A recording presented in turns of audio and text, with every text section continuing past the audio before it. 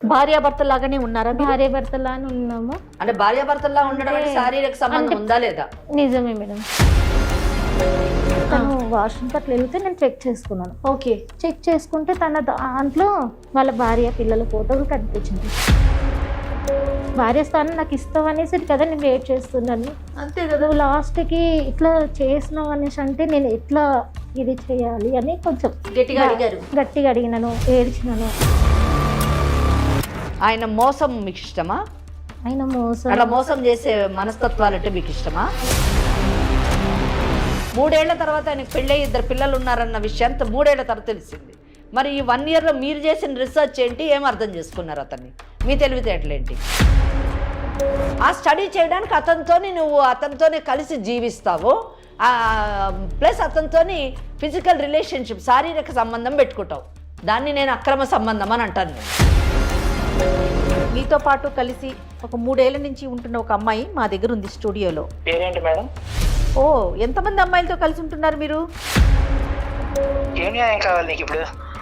నేను అడుగుతున్నాను కదా నన్ను పెళ్లి చేసుకోమని. చెప్పాను కదా చేసుకోనని.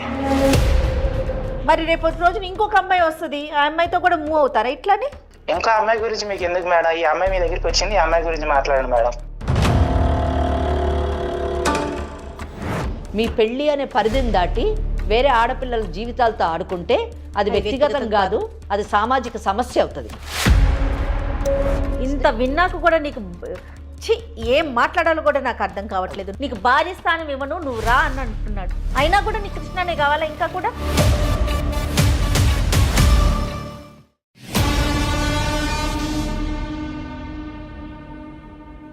వేరికోస్ వెయిన్స్ కి సరైన చికిత్స కోసం సంప్రదించండి ఎవిస్ హాస్పిటల్. ఎవిస్ హాస్పిటల్ సమర్పించు లీగల్ అడ్వైస్ కార్యక్రమానికి స్వాగతం. నాతో పాటు అడ్వకేట్ వెంకటేశ్వరి గారు ఉన్నారు. నమస్తే. నమస్తే అండి. అమ్మ, స్నేహ అనే ఒక అమ్మాయి మన దాకా వచ్చింది, మీతో మాట్లాడాలి, మీ సలహా కావాలి అనేసి. అంటే తనకు సంబంధించిన సమస్యని కొన్ని ఆల్రెడీ మనం లీగల్ అడ్వైస్లో మాట్లాడాం కూడా.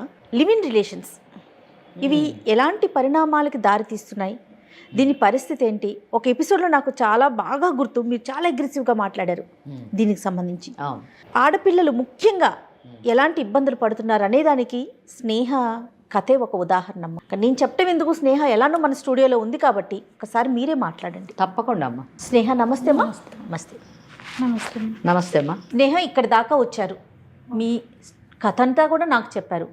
నాతో పాటు మీరు మేడంకి కూడా చెప్తే మీకు ఒక సలహా, ఒక సూచన ఇవ్వడానికి ఒక అవకాశం ఉంటుంది. భయపడొద్దు, భయపడాల్సిన అవసరమే లేదు. సమస్యలకి పరిష్కారం చూపించే వేదికే లీగల్ అడ్వైస్. ఏమ్మా, ఏమీ అబద్ధం చెప్పకుండా జరిగింది జరిగినట్టు చెప్పండి. ఏ ఊరు, ఎక్కడి నుంచి సమస్య మొదలైంది, పూర్తిగా చెప్పండి. అసలు మీది ఏ ఊరు? నా పేరు స్నేహ మేడం. ఓకే. నేను మాది అనంతపూర్. జాబ్ కోసం అని బెంగళూరు. ఏం జాబ్ చేస్తున్నారమ్మా? నేను అకౌంట్స్. ఏం చదువుకున్నారు మీరు? బీకామ్. Super super. బీకామ్ చేసి అకౌంటెంట్గా బెంగళూరులో జాబ్ చేస్తున్నారు. సంతోషం తల్లి. 1 ఇయర్ అయింది మేడం అక్కడ నుంచి. బెంగళూరులో మంచి కంపెనీ ఏనమ్మా? మంచి కంపెనీ మేడం. ఓకే. అక్కడ సార్ తను పరిచయం అయ్యి 6 సార్ అంటే ఎవరు? అకౌంటెంటే తను కూడా, కానీ నాకన్నా కొంచెం సీనియర్. అయితే తనతో పాటు తను నార్మల్గా, నేను నార్మల్గా ఫ్రెండ్ లాగా మాట్లాడుకున్నామండి. కొన్ని రోజులు మాట్లాడుకున్నాము. దాని తర్వాత స్నేహం కాస్త ప్రేమగా మారింది. ఓ.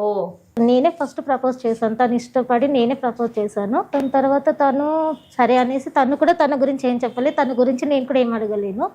ఎందుకు ఆయనని ప్రపోజ్ చేశారు మీరు? ఏం అడగలేదు ఆయన గురించి, ఏం తెలియదు, ఆయన నాతో పని చేస్తాడని తెలుసు. అంటే తను మంచివాడు, మంచి వ్యక్తి అనేసి నేను తనతో పరిచయం చేసుకొని నేనే తనకు చెప్పాను. ఆఫీసులో పరిచయంతోనే మీరు ప్రపోజ్ చేసేసారు. 1 ఇయర్ అయింది మేడం. 1 ఇయర్ అయినాక తను నేను ఒకటే దగ్గర ఉన్నాము. 3 ఇయర్స్ దాటినాక ఒకటే రూమ్లో కలిసినాక ఎందుకు ఒక రోజు ఫోన్ తీసుకున్నాను. తను ఎవరితోనో మాట్లాడుతున్నా అనేసి తన ఫోన్ నేను తీసుకున్నాను. తన ఫోన్ తీసుకుని మాటకు అడ్డుపడుతున్నాను అనుకోకు. మరి పెళ్లి ఎప్పుడు చేసుకుందాం అనుకున్నారు? పెళ్లి చేసుకుందాం అనేసరికి తను వద్దు అనేసి అంటున్నారు. అదే ఎందుకు వద్దు అంటున్నారు అనేసి నాకు కొంచెం డౌట్ వచ్చిందండి. మా మమ్మీ వాళ్ళు నాకు మ్యారేజ్ చేస్తూ అంటున్నారు, నువ్వంటే నాకు ఇష్టము, మరి ఏమంటో చెప్పు అనేసి అన్నప్పుడు దాన్ని దాటేస్తున్నాడు. నేను చేసుకొని ఇప్పుడు నాకు ఇంట్రెస్ట్ లేదు, కొంచెం టైం కావాలి, దానికైతేనే నువ్వు ఆగు, లేకపోతే నువ్వు చేసుకుంటే నేను ఎట్లా చేసుకుంటాను, ఏంటి కలిసి ఉన్న తర్వాత నీ పెళ్లి నువ్వు చేసుకో అనేసి అంటే నేనన్నా నేను ఎట్లా చేసుకుంటానో నేను చేసుకోను, నువ్వంటే అంత ఇష్టంతోనే నేను నీతో ఉన్నాను ఇన్ని రోజులు, ఇప్పుడు చేసుకో అంటే ఎలా చేసుకుంటానని నేను కొంచెం గొడవ పెట్టుకున్నాక తను ఫోన్ మాట్లాడుతూ ఉన్నాడు. అస్తమానం ఎవరితో మాట్లాడతారు మీరు అనేసి నేను ఒకరోజు ఫోన్ చెక్ చేసుకున్నాను. అతను ఉన్నప్పుడే చెక్ చేశారా? తను లేరు, తను వాష్రూమ్కి అట్లా వెళ్తే నేను చెక్ చేసుకున్నాను. ఓకే. చెక్ చేసుకుంటే తన దాంట్లో వాళ్ళ భార్య పిల్లల ఫోటోలు కనిపించినాయి. భార్య పిల్లలని మీరు ఎలా చెప్పారు? మీకు ఎట్లా అర్థమైంది ఆ ఫోటో చూసి? అడిగినాను ఎవరు వీళ్ళు అనేసి అంటే అప్పుడు చెప్తున్నాను, నాకు ఇంతకుముందుకే పెళ్లి అయిపోయింది, నాకు ఇద్దరు పిల్లలు ఉన్నారు, బాబు పాప, నేను ఇక్కడ జాబ్ కోసం అనేసి నేను వచ్చినాను, దాంతో పరిచయం అయినా నేను నీతో ఉన్నాను అనేసి అన్నాడు. నువ్వు అలా ఇలా ఉంటావు, నాకు చెప్పాలి కదా నీకు పెళ్ళి అయింది అనేసి, భార్య స్థానం నాకు ఇస్తావు అనేసి కదా నేను వెయిట్ చేస్తున్నాను, అంతే కదా. నువ్వు లాస్ట్కి ఇట్లా చేసినావు అనేసి అంటే నేను ఎట్లా ఇది చేయాలి అని కొంచెం గట్టిగా అడిగినాను, ఏడ్చినాను.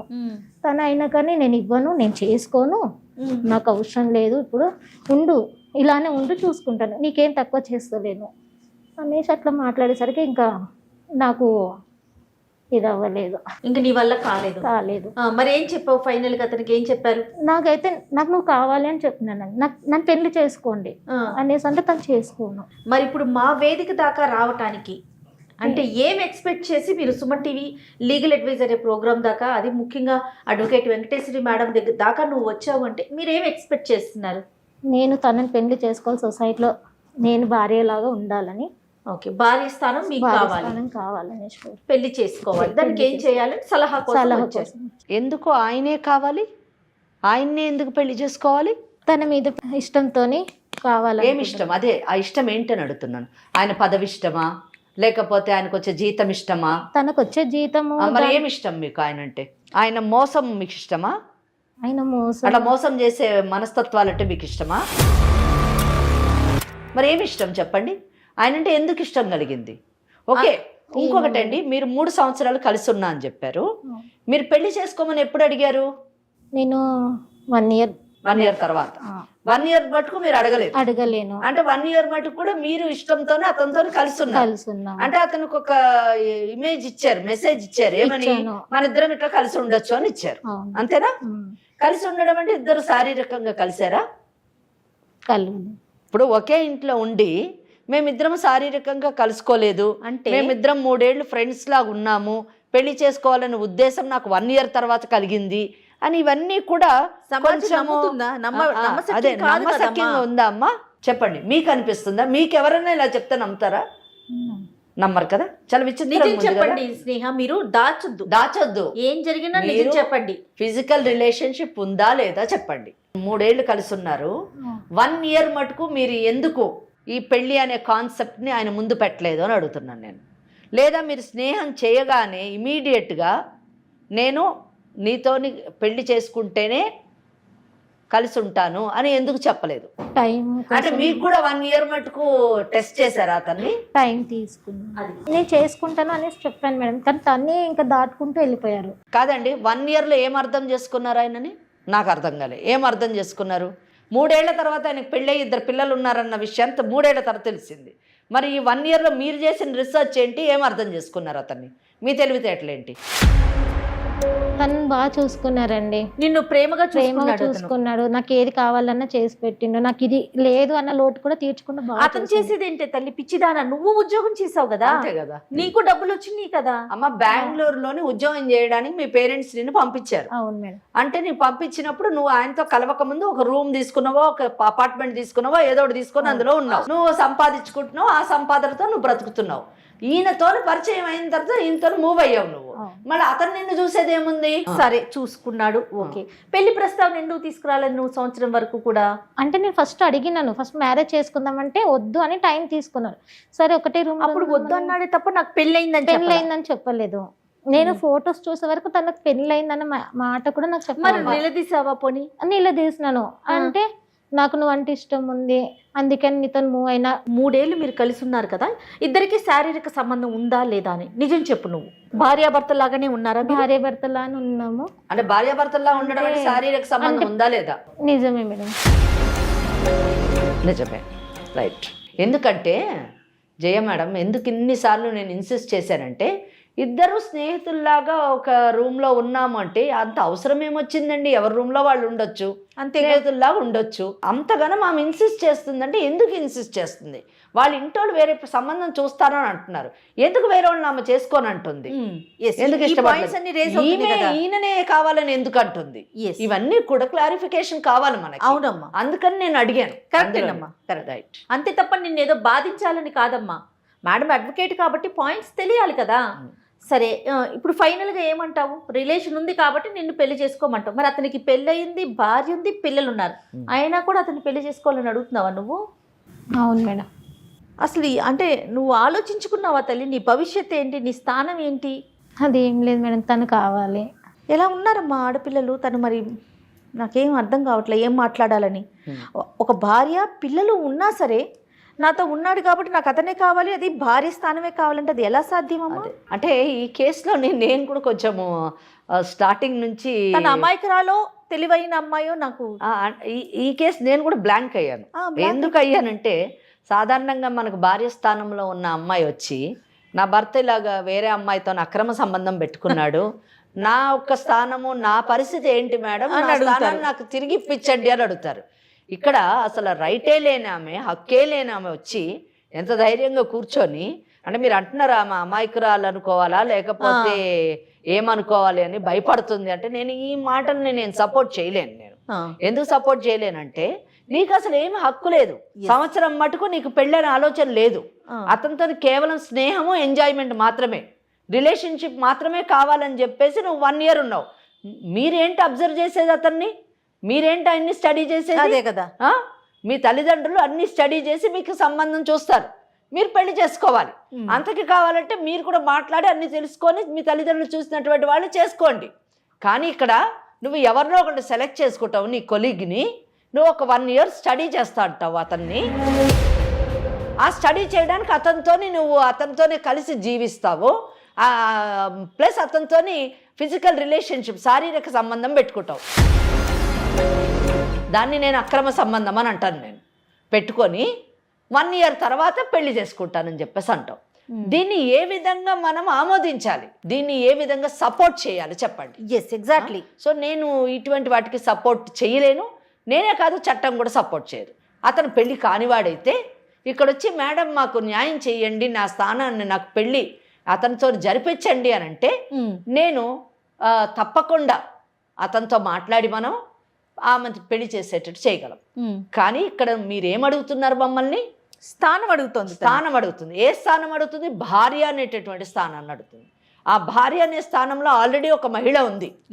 ఆ మహిళని పక్కకు తప్పించి మిమ్మల్ని ఆ స్థానంలో కూర్చోపెట్టాలంటే, ఇంకొక మహిళ, గౌరవప్రదమైనటువంటి మహిళ, సమాజం ఆమోదించినటువంటి భార్య స్థానంలో ఉన్న మహిళని, అన్ని హక్కులు కలిగినటువంటి మహిళని పక్కకు జరిపి, ఏ హక్కు లేనటువంటి దాన్ని, ఏ మర్యాద లేకుండా, ఏ సమాజపు కట్టుబాట్లకు లోను మీరు గౌరవించకుండా, చట్టం అంటూ ఒకటి ఉందన్న దాన్ని కూడా గుర్తించకుండా, హక్కు లేకుండా నాకు ఆ స్థానం కావాలని అడిగితే ఏ విధంగా మనం ఆమోదించాలి? ఏ విధంగా మనం ఈ సమస్యను పరిష్కరించాలి? అవునమ్మా, దీనికి న్యాయం చేయడం కాదు, ఆమెకు అన్యాయం చేయడం అవుతుంది. ఇద్దరు మహిళలతో ఆడుకోవడమే కాదు, అక్కడ పిల్లలకు కూడా అన్యాయం చేస్తున్నాడు, భావితరాలకు కూడా అతను అన్యాయం చేస్తున్నాడు. అంత మోసగాడు. అటువంటి వాడిని ఈ అమ్మాయి 1 సంవత్సరం అంట స్టడీ చేసిందంట. స్టడీ చేసి నిర్ణయం తీసుకుంది. దెన్ నెక్స్ట్ క్వశ్చన్ నేను అడిగాను, ఎందుకమ్మా నీకు ఆయన్నే కావాలి అని అడిగాను. ఎందుకు అడిగానంటే, అమ్మాయి చెప్పింది, మా అమ్మ నాన్న పెళ్లి సంబంధాలు చూస్తున్నారు, పెళ్లి చేసుకోమంటున్నారు, నాకు ఈయనే కావాలి. ఎందుకు ఈయన కావాలంటే ఆమెకు సమాధానం లేదు. ఆలోచన ఉంటే కదా భవిష్యత్తు మీద. ఏంటంటే అండి, ఈరోజు సమాజంలోని చాలా మటుకు యువత సహజీవనం అన్నది అదొక ఫ్యాషన్గా మారిపోయింది. కరెక్ట్ అమ్మా. అంటే తోటి యువతతోని వాళ్ళు మూవ్ అవుతున్నప్పుడు సహజీవనం చేయడం అదొక పెద్ద మోడర్న్ థాట్ లాగా అయిపోయింది. అదొక ఆధునీకరణ లాగా, అది ఆధునిక భావాలకు సంబంధించిన దానిలాగా, వాళ్ళు ఏదో చాలా అడ్వాన్స్డ్ లైఫ్ లీడ్ చేస్తున్నట్టుగా ఆ పిచ్చి ఆలోచనలో. అవును, నేను అడుగుతున్నాను ఈనాటి యువతని, ఇటువంటి దారిలో నడిచేటటువంటి వాళ్ళని, ఇటువంటి ఆలోచనలతో వెళ్తున్నటువంటి వాళ్ళని నేను అడుగుతున్నాను, మీకు సహజీవనంలోని ఏమి హక్కులున్నాయి? మీకు సహజీవనంలోని ఏమి భద్రత ఉంది? మీకు పుట్టేటటువంటి పిల్లల యొక్క భవిష్యత్తు ఏంటి, సమాజంలోని వాళ్ళకి ఎంత గౌరవం లభిస్తుంది. ఇటువంటి యువత ఆలోచించుకోవాల్సింది ఏంటంటే, నేను ఎంత గౌరవంగా బ్రతుకుతున్నాను, సమాజంలో నేను ఎంత గౌరవింపబడుతున్నాను, నేను ఎవరితోనైతే సహజీవనం చేస్తున్నానో ఆ వ్యక్తి దృష్టిలో నా యొక్క స్థానం ఏంటి, నాకు న్యాయం చేయండి, ఆ స్థానం ఇవ్వండి అంటే మనం ఇక్కడ అటువంటి పనులు చేయడానికి లేవు. ఎస్ అమ్మ, మరి ఏం చేద్దామమ్మా? ఏం లేదమ్మా, ఈ అమ్మాయి ఆలోచన విధానం తప్పు, ఈ అమ్మాయి జీవన విధానం తప్పు. ఓకే, చక్కగా తల్లిదండ్రులు చూసిన పెళ్లి చేసుకొని జీవితాన్ని కొనసాగించడం సరైనటువంటి నిర్ణయం. ఈ అమ్మాయికి మనం చెప్తూ బుద్ధి రాదు, మనం ఆ అబ్బాయితో మాట్లాడదాము. ఆ అబ్బాయి అసలు ఏమంటాడో విన్న తర్వాత మనకి అర్థమవుతుంది, ఆమెకు కూడా అర్థమవుతుంది అని నేను అనుకుంటున్నాను. మనమేమి అతన్ని బెదిరించి ఈ అమ్మాయిని పెళ్లి చేసుకో అని చెప్పేటటువంటి పరిస్థితి కాదండి, అస్సలు కాదు. ఎందుకంటే section 5 of Hindu marriage act ప్రకారము రెండవ వివాహం చేసుకోవడానికి అవకాశం లేదు. ఓకే, ఎలాగంటే విడాకులన్నా అవ్వాలి, భార్య చనిపోయి అన్నా ఉండాలి.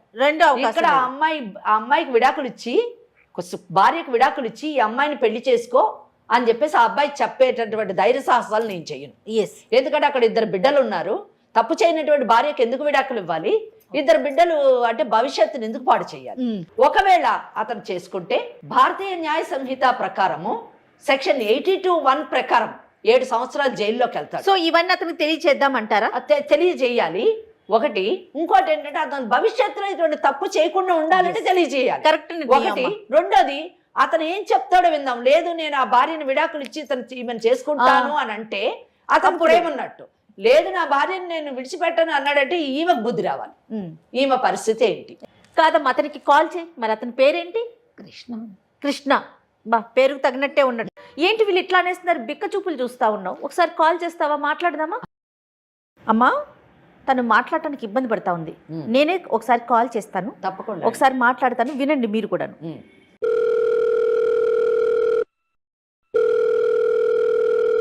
హలో హలో, కృష్ణ గారండి? yes who is this?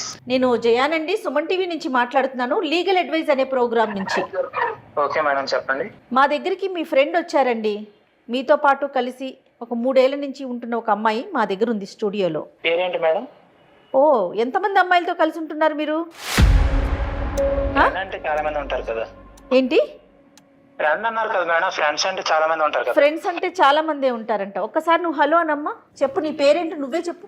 Hello hello Krishna, నేను స్నేహన్ మాట్లాడుతున్నా. స్నేహ? అవును, చెప్పు. అదే నేను పెళ్లి చేసుకుందామని అంటే దాటేస్తున్నావు కదా. అవును, నీకు చెప్పా కదా చాలా సార్లు. ఏమని? ఎక్కడికి వెళ్ళావు నువ్వు? ఇప్పుడు ఎవరు మాట్లాడేది? ఫోన్ ఎవరు చేశారు? నేను సుమన్ టీవీ ప్రోగ్రామ్కి వచ్చాను, మేడం వాళ్ళతో మాట్లాడుతున్నాను. ఎందుకు వెళ్ళావు అక్కడికి? మీకు ఎంతగానో చెప్పినా కానీ మీరు నాకేం ఆన్సర్ ఇవ్వట్లేదు కదా, అందుకనే నాకు ఇక్కడ న్యాయం జరుగుతుందేమో అనేసి వచ్చినాను. ఏం న్యాయం కావాలి నీకు ఇప్పుడు? నేను అడుగుతున్నాను కదా, నన్ను పెళ్లి చేసుకోమని. చెప్పాను కదా చేసుకోనని. రీజన్ ఏంటో తెలుసుకోవచ్చా కృష్ణ గారు? చాలా చాలా స్ట్రాంగ్ గా చెప్తున్నారు మీరు. రీజన్ నాకు ఏంటో? ఆల్రెడీ పెళ్ళి అయింది మేడం, నేను ఎలా మళ్ళీ ఆమెను పెళ్లి చేసుకోగలను? ఆల్రెడీ మీకు పెళ్ళి అయింది. ఎన్ని సంవత్సరాలు అవుతుందండి పెళ్ళయ్యి? 10 years అవుతుంది మేడం. 10 సంవత్సరాలు అవుతుంది మీకు పెళ్ళై. మరి స్నేహతో కలిసి ఎలా ఉన్నారు? మరి అమ్మాయి పెళ్లి చేసుకో అని చెప్పే వరకు కూడా తనతో సంసారిక జీవితం ఎలా గడిపారండి? రీసెంట్ గా 3 years గురించి ఆ అమ్మాయి తెలుసు మేడం నాకు. 3 సంవత్సరాలు కలిసి ఉండటం అనేది మీ లెక్కలో రీసెంటా? నాతో పాటు అడ్వకేట్ వెంకటేశ్వరి గారు కూడా ఉన్నారండి స్టూడియోలో. మీరు చాలా జాగ్రత్తగా మాట్లాడండి, మీరు మాట్లాడేది ఏదైనా అర్థమవుతుందండి. నాకెందుకు మేడం, మీరు ఎందుకు మాట్లాడుతున్నారు? ఇప్పుడు ఎందుకు చేశారో చెప్పండి మేడం. ఇదంతా ఎందుకు చేశామంటే సమస్య మా దాకా వచ్చింది కాబట్టి. ఇప్పుడు అవన్నీ మా పర్సనల్ విషయాలు మేడం, వీటిలన్నిట్లో మీకు ఎందుకు మేడం విషయాలని? ఖచ్చితంగా మీ పర్సనల్ విషయాలు మాకు అవసరం లేదు, కానీ సమస్య ఉంది, మాకు న్యాయం చేయండి అని స్నేహ మా దాకా వచ్చింది కాబట్టి నీతో మాట్లాడుతున్నాము. స్నేహ గురించి చెప్పాను మేడం ముందు నుంచి. తన మ్యారేజ్ అయితే తనతో కుదరదని చెప్పాను. మీరు డే 1 చెప్పారా? ఎప్పుడైతే కలిసి ఉండబోతున్నారో అప్పుడే చెప్పారా? స్టార్టింగ్ లో తెలియదు కదా మేడం, అలా ప్రొసీడ్ అవుతామని తెలియదు కదా మేడం. కొద్దిగా అప్పుడు అలా మూవ్ అయ్యాం, అనుకోకుండా అలా అయింది. తెలిసిన తర్వాత ఆమెకు చెప్పాను నేను. మూవ్ అయ్యే వరకు మీకు తెలీదు, మూవ్ అయిపోయాక అనుకోకుండా తెలుస్తుంది. ఆ అనుకోకుండా తెలిసినప్పుడు అప్పుడు చెప్తారు మీకు పెళ్లి అయిపోయింది ఆల్రెడీ, నేను పెళ్లి చేసుకోనని. మరి రేపటి రోజున ఇంకొక అమ్మాయి వస్తుంది, ఆ అమ్మాయితో కూడా మూవ్ అవుతారా ఇట్లానే? ఇంకా అమ్మాయి గురించి మీకు ఎందుకు మేడం? ఈ అమ్మాయి మీ దగ్గరికి వచ్చింది, ఈ అమ్మాయి గురించి మాట్లాడండి మేడం. ఇంకొక అమ్మాయి గురించి మేము మాట్లాడటానికి లేదు. అవును మేడం. అంటే మనం సమాజంలో ఉన్నామమ్మా, మనుషుల మధ్యనే ఉంటున్నామా, అడవిలో బతుకుతున్నామా? Yeah of course madam.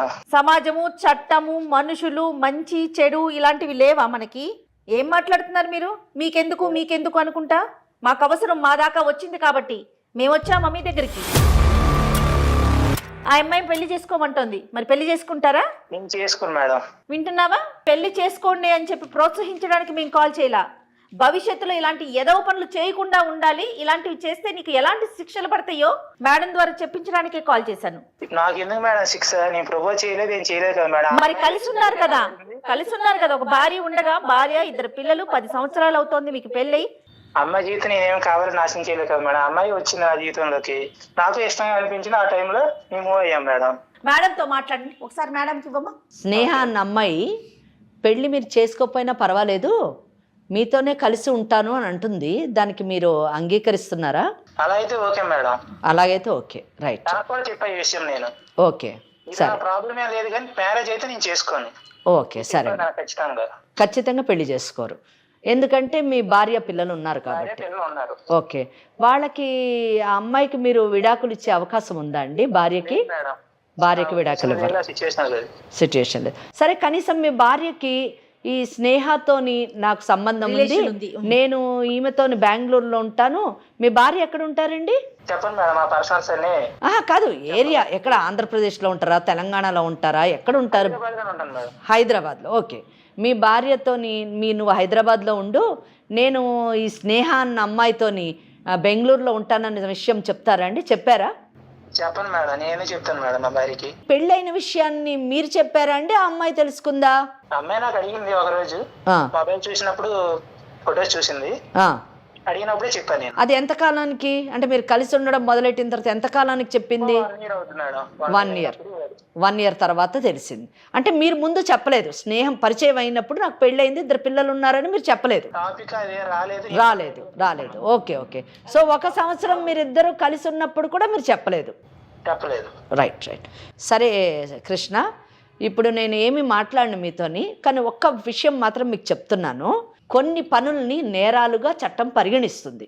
ఆ నేరాలకి శిక్ష అంటూ ఒకటి ఉంటుంది. అది మీకు నచ్చినా నచ్చకపోయినా కూడా జరిగిపోతూనే ఉంటుంది. నేను మీకు ఎందుకు చెప్తున్నా, వినండి బాబు, వినండి. నేను మిమ్మల్ని ఏం అనట్లేదు.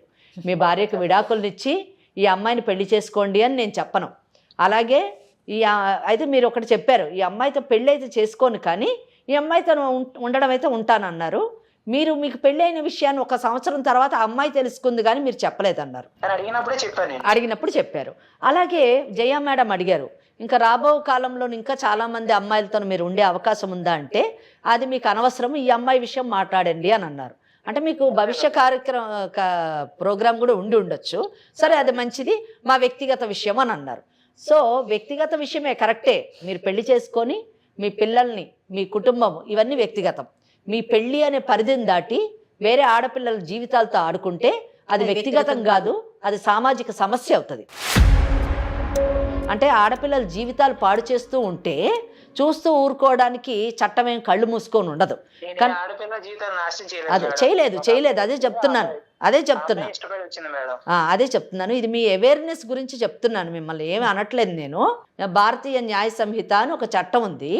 ఈ చట్టంలోని సెక్షన్ 82(2) ప్రకారము ఏ మగవాడైనా కానీ తనకు పెళ్ళైన విషయాన్ని చెప్పకుండా వేరే స్త్రీతోని పెళ్లి చేసుకుంటానని కానీ, లేదా ఏం చెప్పకుండా శారీరక సంబంధం కానీ పెట్టుకుంటే 10 సంవత్సరాలు శిక్షకి లోనవుతాడు, కంప్లైంట్ ఇస్తే.